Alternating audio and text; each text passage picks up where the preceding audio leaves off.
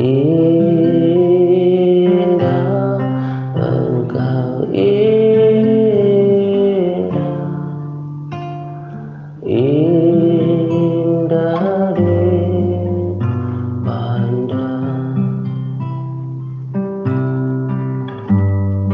Layak engkau layak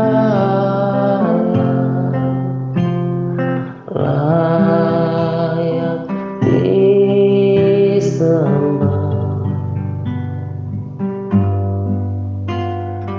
Indah, engkau indah, indah dipandang.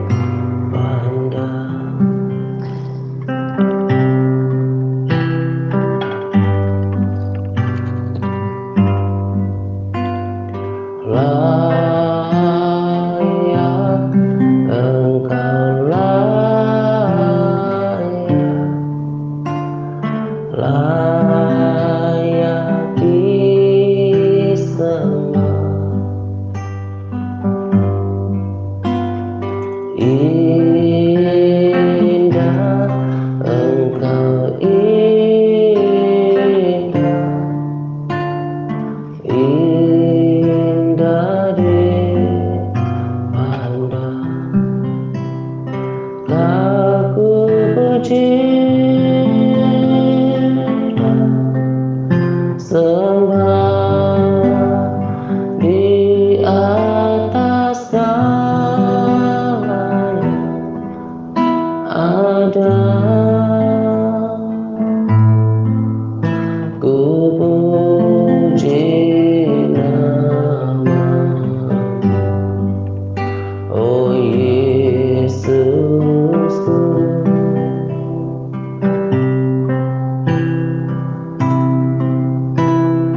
Tak ku puji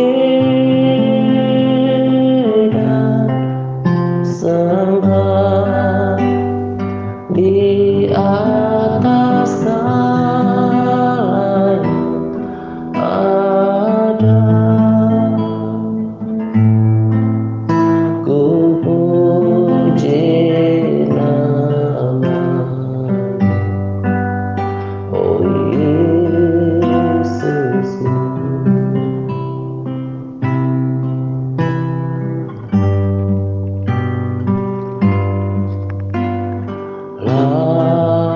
Layak engkau layak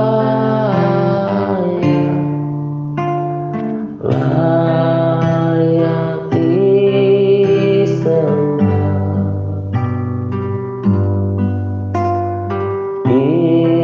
Indah, engkau indah,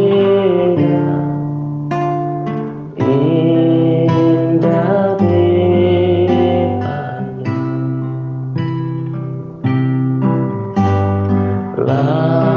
Layak engkau layak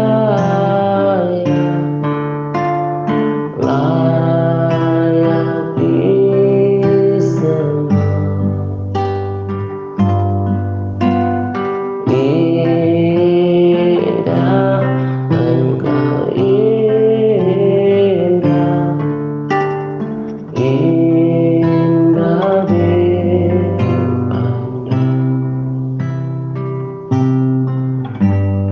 Layak engkau layak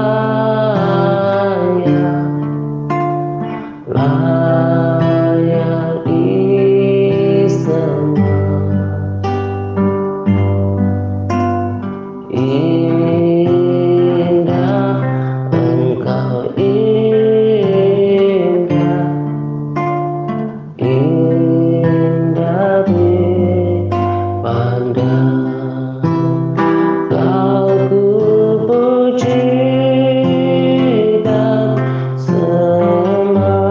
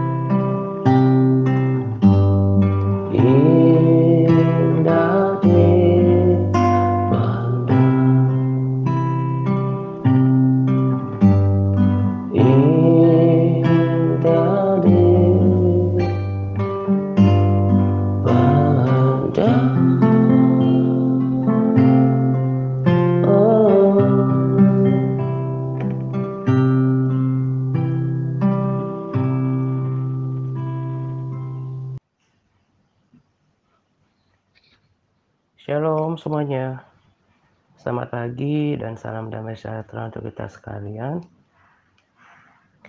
Pada kesempatan ini, saya akan berbagi sharing rasanya tentang 2 topik saja, karena saya mau mencoba untuk menyampaikan lebih fokus dan juga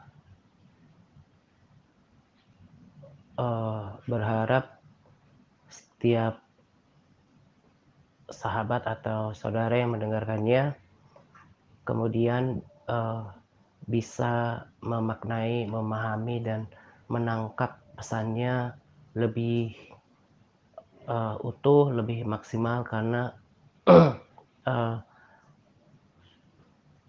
karena saya hanya berbicara untuk beberapa topik saja gitu. Tapi ya mungkin akan disertai, diselingi dengan sharing ringan, tetapi juga sharing tentang hal-hal yang perlu kita perhatikan gitu ya. Nah, yang pertama saya mau sampaikan tentang the power of praise and worship, kuasa dari pujian dan penyembahan. Jadi untuk para sahabat dan juga saudara yang sudah bergabung di TRC grup di Facebook, saya bagikan di sana, ada bagikan rekomendasi video tentang pertobatan seorang public figure di Indonesia gitu.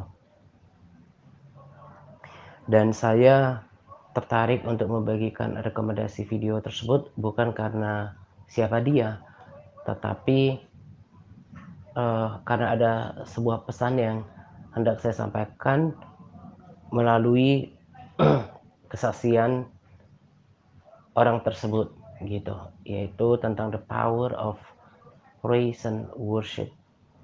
Nah, pada pengantar video saya tuliskan bahwa sesungguhnya padahal engkaulah yang bertata bersemayam di atas pujian umatmu gitu ya. Nah, jadi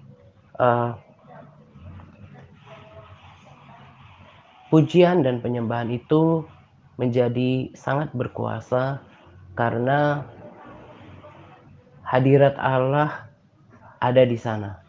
Tuhan bertahta, Tuhan yang adalah Roh itu bertahta di atas pujian dan penyembahan yang kita naikkan. Itulah kenapa pujian penyembahan itu sangat berkuasa. Nah, saya bagikan rekomendasi video itu di sana supaya mata rohani kita terbuka, pikiran kita terbuka tentang faedah, kegunaan, kehebatan dari sebuah pujian penyembahan. Jadi sangat merugilah kita yang sudah berkenalan dengan pujian penyembahan tapi tidak hidup di dalamnya. Sedangkan orang lain yang yang tadinya belum percaya Yesus kemudian mengalami Tuhan lewat lagu-lagu rohani. Bahkan lagu-lagu rohani itu hanya diperdengarkan lewat mungkin CD atau VCD gitu ya, atau uh, uh, uh, uh, penyimpan yang lain lah, katakan seperti disk gitu ya. Nah, berbeda lagi kalau pujian penyembahan itu, ini menurut pengalaman saya ya, yang betul-betul kita naikkan sendiri, kita menjangkau Tuhan dan pujian penyembahan, dan juga kalau dalam sebuah assembly gitu ya, sebuah pertemuan gitu, misalnya ibadah atau pertemuan doa gitu ya. Nah, itu kan kita merasakan hadirat Tuhan lebih kental lagi. Saya nggak tahu apakah, eee, para sahabat atau juga saudara, eee, sudah menyaksikan video kesaksian Bu Shirley yang saya muat di channel kita. Bu Shirley juga punya kesaksian yang kurang lebih sama dengan orang itu.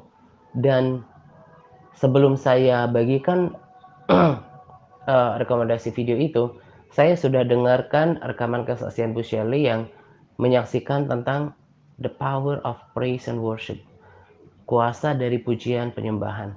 Bu Shirley punya kesaksian kalau uh, Bu Shirley bertetangga dengan gereja dan sering mendengarkan uh, pujian penyembahan kepada Tuhan. Lalu kesaksian hidup saya sudah sering saya bagikan bahwa saya rasanya nggak tahu kekristenan saya tanpa nggak tahu keberadaannya tanpa pujian dan penyembahan. Karena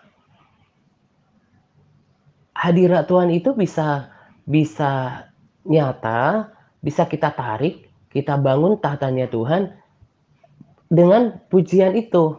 Kalau kita bermazmur, kita memuji-muji Dia, meninggikan Dia dengan hati yang tulus, hati yang bersungguh-sungguh, apalagi disertai rasa kasih kepada Tuhan, maka nggak lama Tuhan akan nyatakan dirinya melalui hadiratnya dan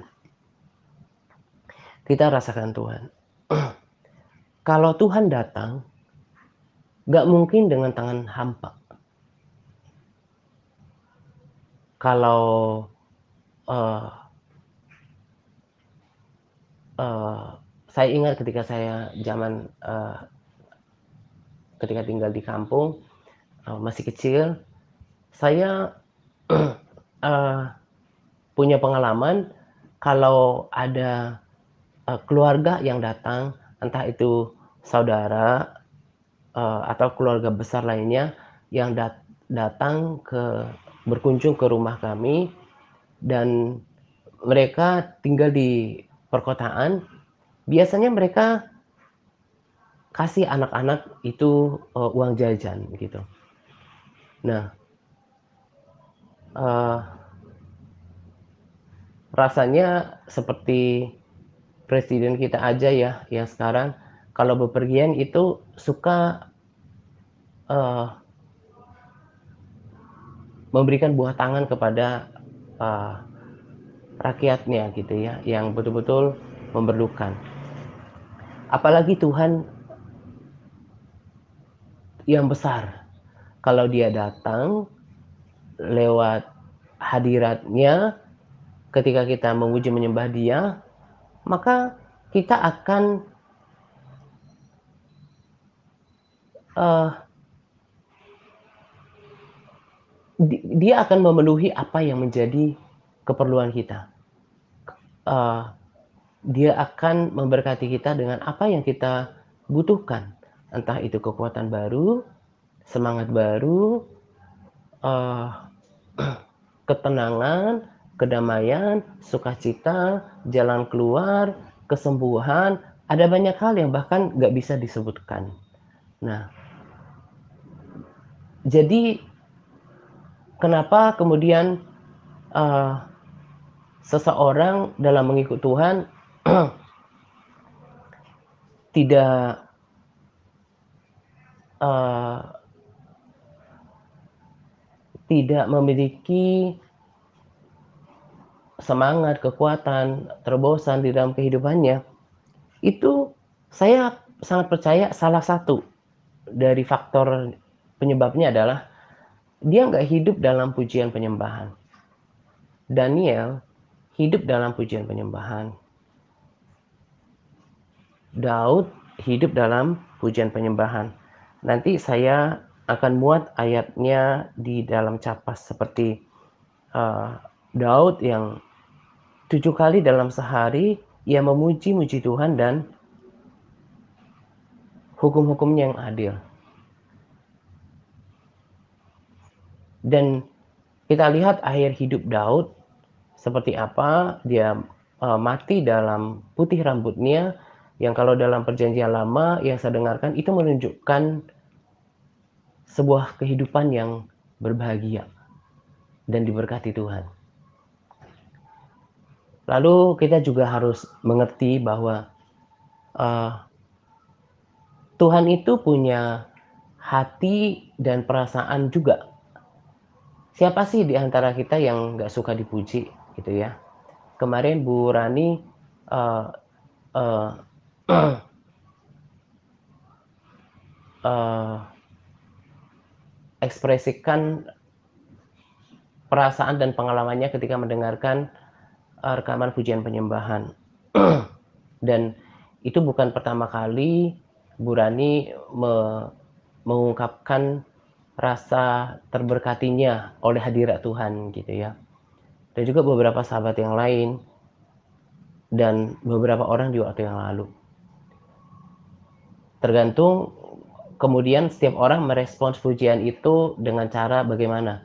Kalau saya sudah pernah saksikan, dari dulu saya nggak pernah kemakan dengan pujian. Karena saya tahu kalau Bu Rani merasakan damai sejahtera, sukacita, kekuatan baru, itu kan bukan karena siapa saya, tapi saya semata cuma alat atau bejana yang Tuhan pakai.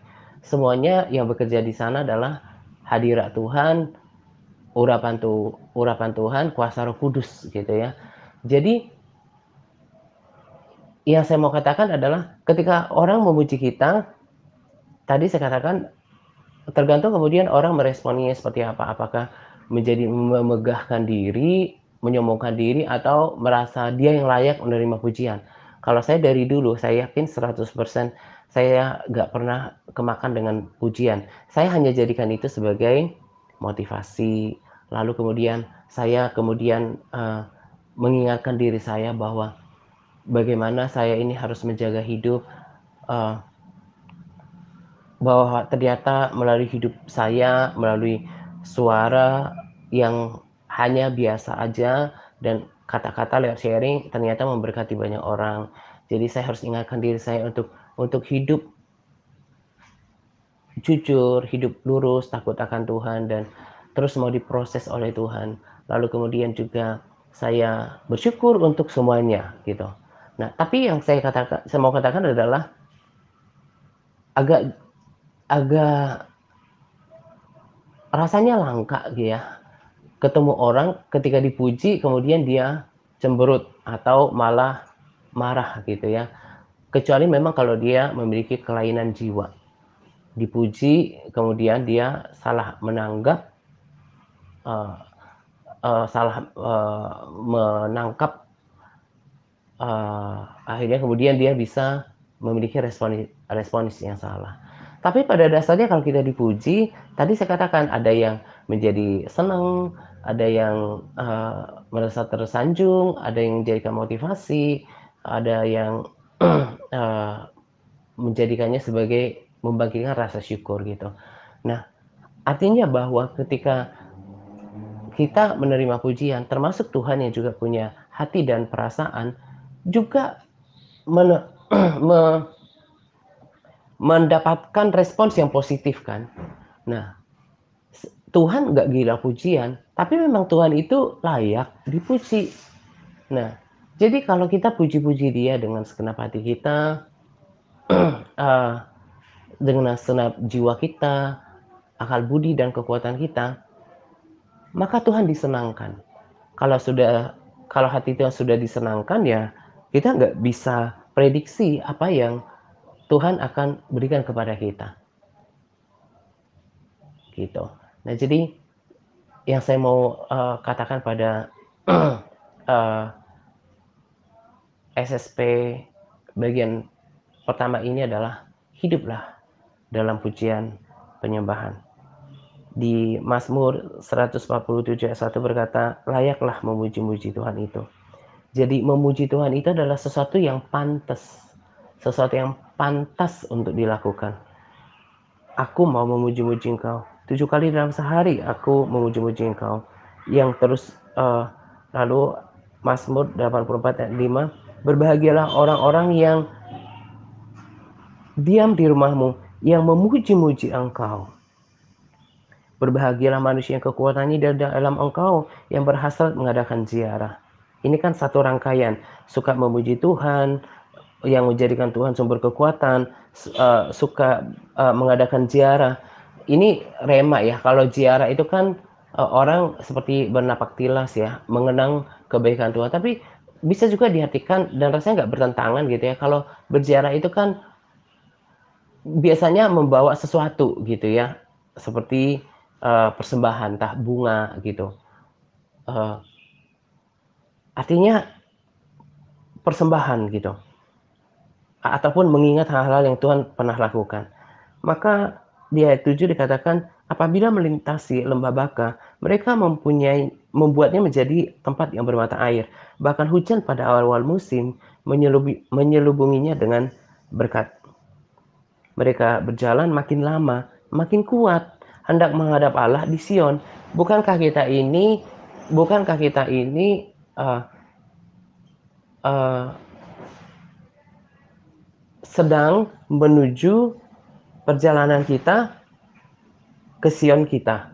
Jadi Sion yang dalam Mazmur ini adalah gambaran daripada kerajaan Allah atau Yerusalem baru yang hendak kita tuju gitu kan. Nah, jadi kalau seseorang, sederhana sekali, kalau seseorang hidup dalam pujian penyembahan setiap hari, maka kekuatannya akan terus diperbaharui. Dan makin lama bukannya makin malas, makin lama bukannya makin inkonsisten, makin lama bukannya makin lemah, tapi semakin kuat, semakin diproses, semakin sempurna. Kan di waktu yang lalu saya udah bagikan, kita harus mengejar keserupaan dengan Kristus. Nanti kalau udah lewat proses yang sedang saya alami ini, saya akan bersaksi one day kalau memang Tuhan gerakkan saya untuk bersaksi gitu. Setiap hari kita diproses, dimurnikan, dikuatkan, semakin berakar. Itu yang harusnya terjadi dalam hidup orang-orang yang salah satunya loh ya, yang hidup di dalam pujian penyembahan, itu salah satunya. Tentu bukan cuma ini, akan harus hidup dalam persekutuan dengan Tuhan, harus hidup dalam ketaatan, harus hidup dalam kekudusan, takut akan Tuhan. Itu semuanya. Tapi penekanan saya adalah yang hidup dalam pujian penyembahan. Berbeda orang Kristen yang hidup dalam pujian penyembahan, bermazmur, pengagungan kepada Tuhan itu berbeda, berbeda, uh, berbeda sikap hidup, berbeda performanya dalam mengikut Tuhan itu berbeda daripada orang yang kalau berdoa ya lipat tangan mungkin, nunduk mungkin, bengang-bengong mungkin gitu ya, mau bilang apa, terus rasa bosan mungkin, mau rasa udahan, itu berbeda daripada orang Kristen yang datang ke hadirat Tuhan, dia duduk dan menikmati hadirat Tuhan, dia paksakan dirinya memuji menyembah Tuhan, itu akan berbeda nanti dalam perjalanan waktu. Itu akan berbeda. Kekuatannya, tadi sederhana sekali, Mazmur 84 ayat 8 berkata, mereka berjalan makin lama makin kuat, hendak menghadap Allah di Sion. Mereka berjalan makin lama makin kuat, hendak menghadap Allah ke Yerusalem baru, ke tanah perjanjian surgawi. Ini buahnya gitu. Jadi kenapa penting saya bagikan pada sharing kali ini untuk kita perhatikan. Dan di sini saya boleh tambahkan ya, bagi saya orang yang sungguh-sungguh sudah mengalami Tuhan, tanda bagi seseorang yang sudah mengalami kelahiran baru, ini kembali saya katakan salah satunya adalah dia suka memuji menyembah Tuhan. Lalu dia bisa merasakan kehadiran Tuhan lewat pujian penyembahan.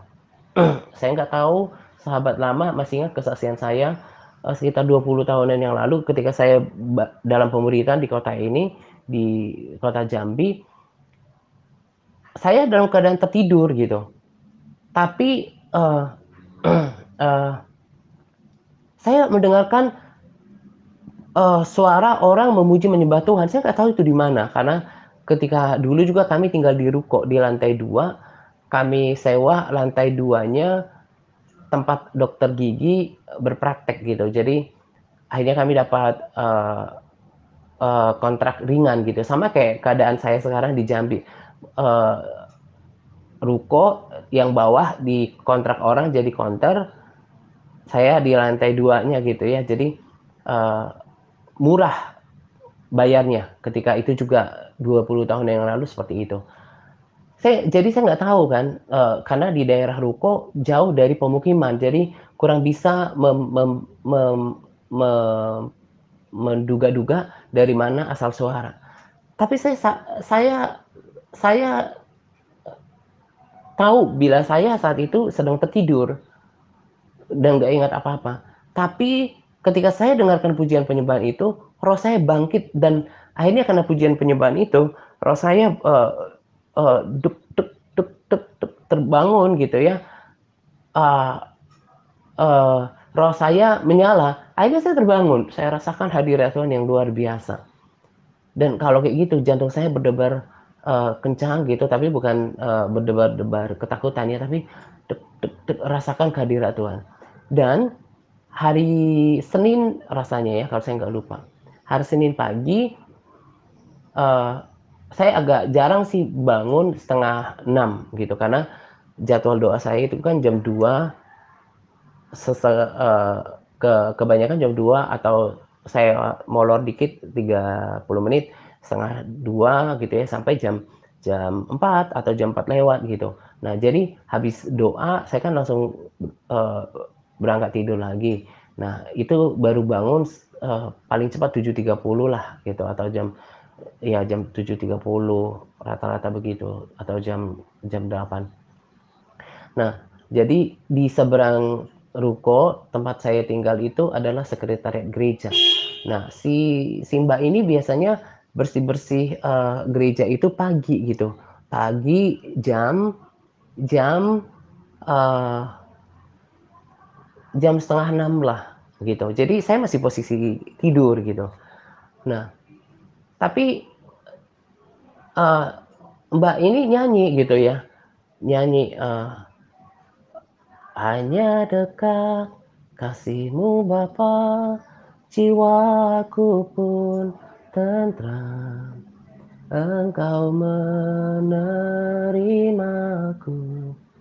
apa adanya, walau dunia melihat rupa, namun kau memandangku sampai ke kedalaman hatiku. Tuhan, inilah yang ku mau. Seterusnya dia nyanyi seperti itu. Pagi itu saya masih dalam keadaan tidak tersadar karena tidur gitu. Tapi roh saya melonjak, membangunkan saya karena lagu itu. Jadi kalau kita tidur, tubuh kita tertidur, tapi roh kita nggak tertidur, jiwa kita tidak tertidur. Nah, makanya kan Alkitab bilang kalau kita tidur, baiklah kita tidur, tapi secara roh nggak tertidur karena rohaninya itu hidup gitu. Nah, saya menjadi terbangun gitu, menjadi terbangun uh, karena roh saya bersukacita gitu, roh saya bereaksi, roh saya merespons pujian penyembahan yang dinaikkan kepada Allah roh itu.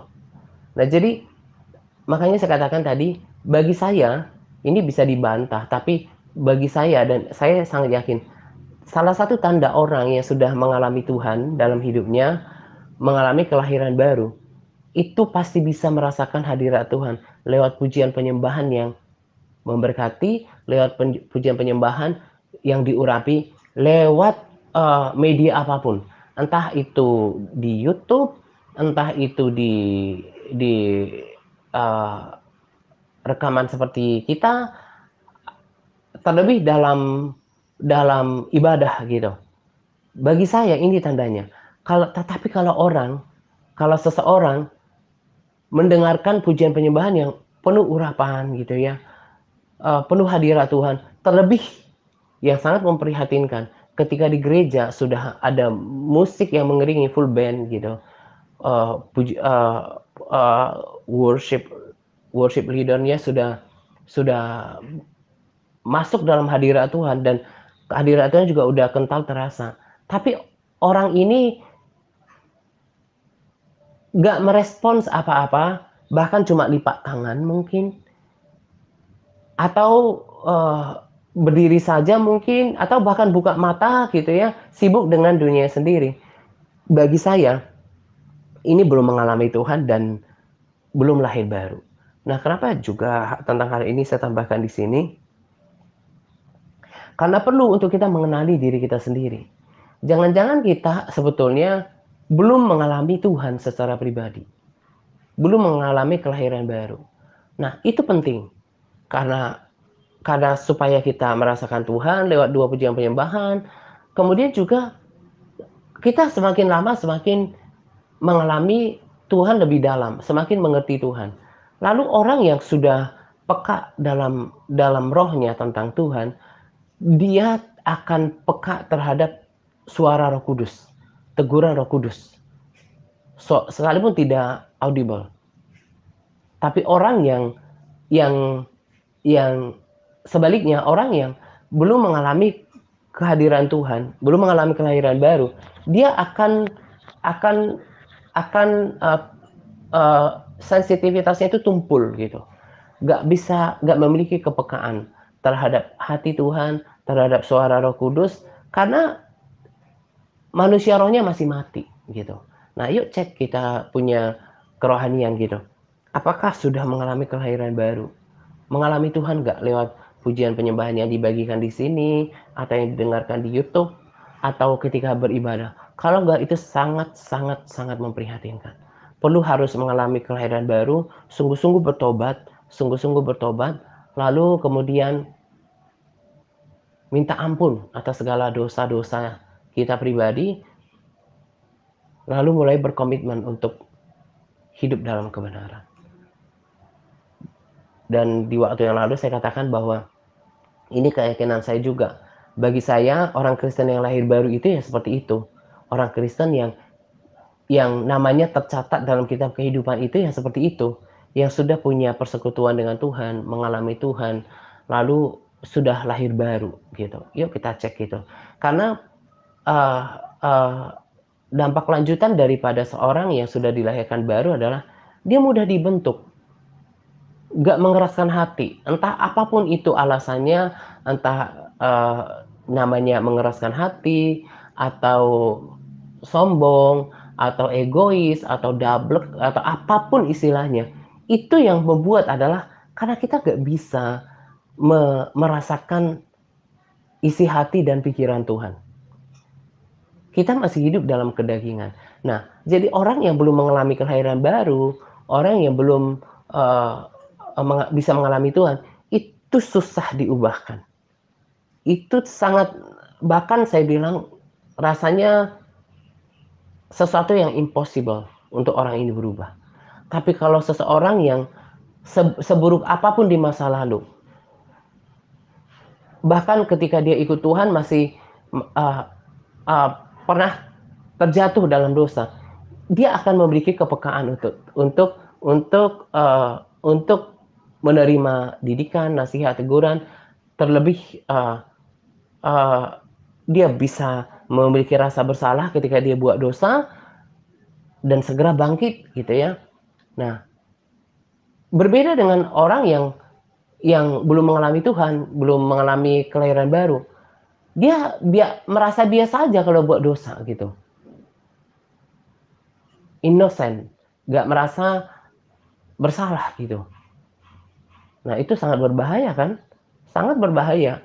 Dan kalau orang seperti itu nggak mengalami perubahan budi, lalu nggak ada pertobatan yang sungguh-sungguh yang keluar dari hatinya melalui ucapannya, dan itu sangat mengerikan gitu. Jadi yuk kita cek juga praktek hidup kita, apakah kita hidup dalam pujian penyembahan, lalu kemudian kita juga cek apa kita ini sudah lahir baru apa enggak ya. Karena kalau enggak, itu akan sangat membahayakan diri kita dan juga uh, keselamatan kita. Lalu bagi yang kedua, saya mau bagikan uh, uh, topik yang yang masih ada kaitannya dengan pujian penyembahan gitu ya. Yang kedua saya mau bagikan tentang mencari Tuhan gitu. Nah, kali ini saya hanya bagikan satu hal yang saya dapatkan ketika mendengarkan rekomendasi video yang saya bagikan pada hari Senin. Ada beberapa hal yang saya ingin bagikan dari video itu. Tapi pada kesempatan ini saya hanya bagikan satu saja. Sama seperti yang saya katakan tadi, saya nggak usah terlalu banyak sampaikan sesuatu. Yang penting diperhatikan gitu ya. Nah, saya sangat mengena tentang kata mencari Tuhan gitu. Dan itu menjadi introspeksi buat diri saya. Dari dulu saya ketika dapatkan sesuatu di gereja, ketika ada hamba Tuhan yang sampaikan sesuatu, itu kalau mengena di hati saya, itu uh, itu akan teringat, bahkan terukir di dalam hati saya. Saya jadikan sebagai introspeksi gitu. Uh, Dikatakan pada video itu, banyak orang yang bahkan melakukan ibadah, mungkin rutinitas aktivitas rohani seperti yang kita lakukan, tapi tujuannya bukan untuk mencari Tuhan. Ini betul-betul beda tipis dengan uh, uh, pengetahuan kebanyakan orang. Nah, pengetahuan kebanyakan orang berpikir bahwa kalau udah ke gereja, melayani, baca firman, berdoa, berpuasa itu udah mencari Tuhan. Tapi belum tentu. Mencari Tuhan itu berarti uh, kita kita melakukan sesuatu, entah itu membaca firman, entah itu menantikan Tuhan, entah itu berdoa, memuji Tuhan. Goal kita adalah pribadi Tuhan itu sendiri. Jadi kalau kita menantikan Tuhan, kita betul-betul mengharapkan pribadi Tuhan. Entah nanti dinyatakan lewat hadirat Tuhan atau lewat pengertian. Kalau kita baca firman, kita pengen dapatkan sesuatu tentang Tuhan.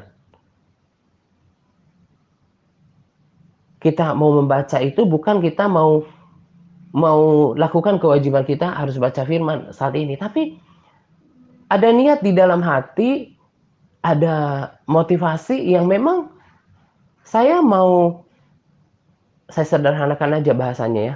Saya mau lebih lagi tahu tentang Tuhan. Kalau saya baca firman, saya mau mengerti kebenaran firman Tuhan itu lebih lagi. Itu juga wujud atau bentuk daripada mencari Tuhan.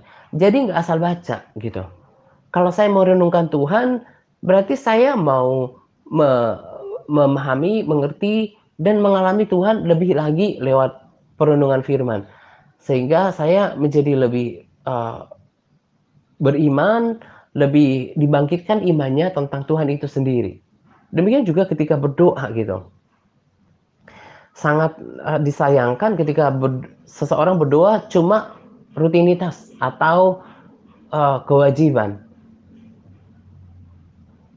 Praktek ibadah seperti ini tidak mungkin bertahan lama. Selain tidak mungkin bertahan lama, juga tidak akan membawa dampak yang baik bagi kerohaniannya sendiri. Ini saya langsung evaluasi pada diri saya sendiri. Saya mau perhatikan cara saya duduk di hadirat Tuhan. Saya betul-betul mau duduk, diam, bukan cuma badan saya yang ada dalam posisi berdoa, tapi hati saya angkat sama Tuhan. pikiran saya juga saya tujukan kepada Tuhan, betul-betul menantikan Tuhan. Ketika saya memuji, menyembah Tuhan, pikiran saya pastikan dan saya mau berjuang supaya fokus hanya menyampaikan setiap lirik kata itu kepada Tuhan. Ketika saya katakan, Engkau layak, layak dipuji, Engkau layak, layak disembah, Engkau mulia, Engkau ajaib, Kau segalanya bagiku. Nah, itu betul-betul tujuannya supaya Tuhan senang. Itu kan juga berarti wujudnya mencari Tuhan itu sendiri. Bukan nyanyi karena uh, ingin ingin bernyanyi gitu, bukan. Tapi mempersembahkan gitu. Persembahkan sesuatu kepada Tuhan. Kalau ibadah yang seperti ini, ibadah sejati yang seperti ini akan membawa bukan saja manfaat, tapi kuasa yang mengubahkan dalam kehidupan kita. Perjalanan ibadah yang seperti ini akan membuat pengenalan kita kepada Tuhan akan semakin berarti dan semakin semakin uh, semakin bertambah, semakin nyata, semakin uh, ya semakin real gitu ya. Sebab saya sudah sering katakan di waktu yang lalu bahwa kekristenan itu bukan agama, bukan ibadat semata, tapi kekristenan itu bicara tentang pengalaman pribadi dengan Tuhan. Harus bisa melukiskan Tuhan itu siapa. Bukan semata karena berdasarkan catatan Alkitab. Bahwasanya misalnya kayak gini ya, sebab Tuhan baik, bahwasanya untuk selama-lamanya kasih setianya. Ada kan di Mazmur gitu?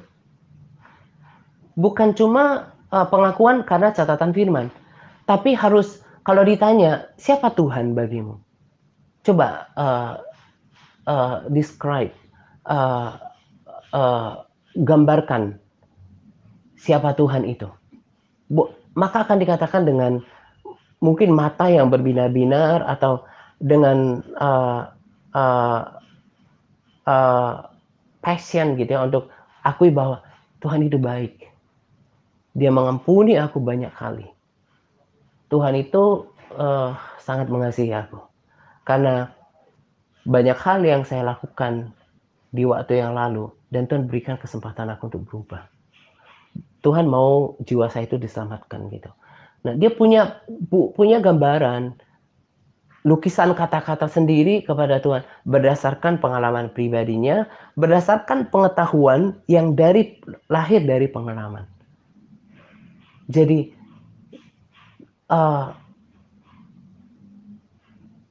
menemukan Tuhan lewat ibadah kita, entah lewat ibadah di gereja, pembacaan Alkitab, persekutuan pribadi lewat doa pujian penyembahan, itu perlu supaya alami Tuhan dalam hidup.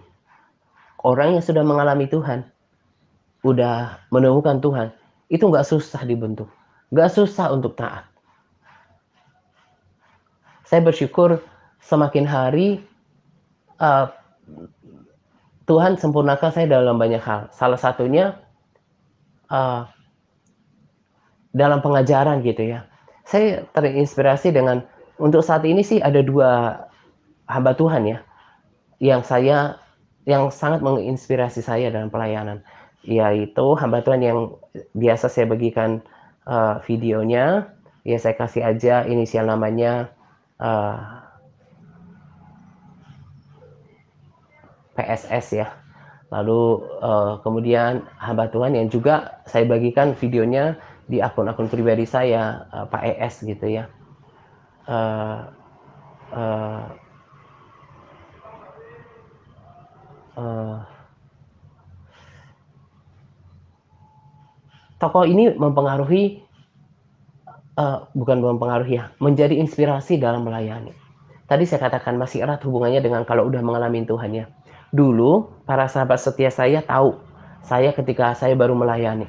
Dulu saya sangat detail mengajarkan tentang ketaatan dalam hati, ketaatan dalam pikiran, ketaatan dalam, sampai saya rinci itu ya, ketaatan dalam anggota tubuh, ketaatan dalam hal keuangan gitu ya. Bahkan saya tulis rinci lagi, saya ulang-ulang gitu ya. Saya baru melayani ketika itu kapasitasnya baru seperti itu. Nah, itulah yang kemudian orang-orang yang memang hatinya tidak baik menggunakan kekurangan saya di waktu yang lalu untuk memfitnah saya gitu ya. Tapi lewat inspirasi terutama Pak ES ini ya, menginspirasi saya, uh, uh, menginspirasi, tapi saya percaya Tuhan sudah yang terus memulihkan saya gitu ya. Bahwa sekarang saya udah lebih lebih tidak lagi menyinggung ketaatan dalam arti bahwa taat itu harus, tapi nggak se nggak lagi seperti dulu yang topik kekudusan. Dulu kan sampai saya buat juga inspirasi, kekudusan anggota tubuh lah, hati, pikiran, perkataan, keuangan gitu.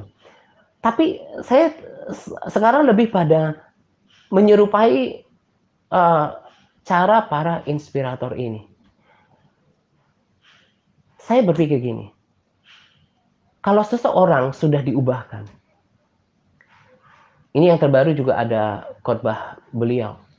Kalau seseorang sudah diubahkan, sudah tahu dia diselamatkan, sudah tahu dia diampuni, sudah tahu dia diberkati, hidupnya sudah diubahkan. Gak perlu bicara tentang persepuluhan deh. Gak usah bicara tentang buah sulung deh. Seluruh hidup bahkan dipersembahkan. Di waktu yang lalu juga saya kan katakan itu. Gak usah persembahan persepuluhan dan buah sulung. Hidup saya bukannya saya sudah berikan kepada Tuhan. Karena saya sadar, saya diberikan kesempatan. Saya diampuni. Tadinya kalau saya nggak dikasih waktu, dikasih kesempatan untuk bertobat sama Tuhan, berdasarkan kebenaran firman Tuhan, berdasarkan kesaksian, saya ini pasti masuk neraka. Tapi oleh belas kasihan Tuhan, Roh Kudus menyadarkan saya dan diberikan saya kesempatan untuk bertobat sungguh-sungguh. Dan dalam 6 tahun ini saya sudah belajar untuk taat. Itu pun nggak bisa saya balas. Apalagi ya ketika kemarin saya katakan saya memaknai tentang kematian Yesus. Makanya kalau tentang bicara ketaatan, tentang ketaatan yang saya belajar, itu saya nggak perlu nimbang-nimbang. Itu yang saya katakan bahwa kalau orang sudah mengalami Tuhan, mengalami kasih Tuhan, mengalami kebaikan Tuhan, sudah mengalami cintanya Tuhan, sudah betul-betul mengenal Tuhan itu siapa. Apalagi ini di bahasa saya yang sekarang di Filipi ya kalau nggak salah dikatakan sebab kita ini warga kerajaan surga. Bahasa sehari-harinya berkata kita ini telah menjadi warga negara surga secara roh, secara rohani, kita ini udah tercatat dalam kerajaan surga. Kalau kita mati, hidup dalam kebenaran, kita pasti menjadi warga kerajaan surga. Jadi kalau udah tahu ini semuanya, masa masih pikir-pikir untuk taat? Dalam hal apapun itu, nah justru orang yang masih mencintai kedagingannya, masih doyan dengan dosa-dosa kedagingannya, egois, mempertahankan diri, tidak mau mengampuni, bahkan cinta mamon, itu kan itu cuma tandanya bahwa orang ini belum mengalami Tuhan, belum sadar tentang kasih Tuhan dalam hidupnya, belum sadar tentang apa yang Tuhan sudah kerjakan dalam hidupnya, dan belum lahir baru. Makanya kalau orang masih susah taat, dia belum mengalami Tuhan, belum lahir baru, dan perlu sejak dengarkan rekaman ini untuk introspeksi. Kalau masih susah menyembah Tuhan, memuji Tuhan, itu berarti belum mengalami Tuhan. Terlalu banyak alasan untuk kita berterima kasih kepada Tuhan, untuk bersyukur kepada Tuhan. Ku bersyukur padamu Tuhan, buat kasih setiamu di dalam hidupku. Saya tanpa gitar pun uh, bisa rasakan hadirat Tuhan. Biasanya kalau pagi saya berbahasa roh lagi, kadang-kadang saya jadi nyanyi gitu ya, nggak dalam posisi main gitar karena saya juga berbahasa roh kadang-kadang sambil berbaring gitu ya. Kalau orang sudah rasakan Tuhan, itu merasa berhutang budi gitu. Nggak pantas untuk mempertahankan apapun.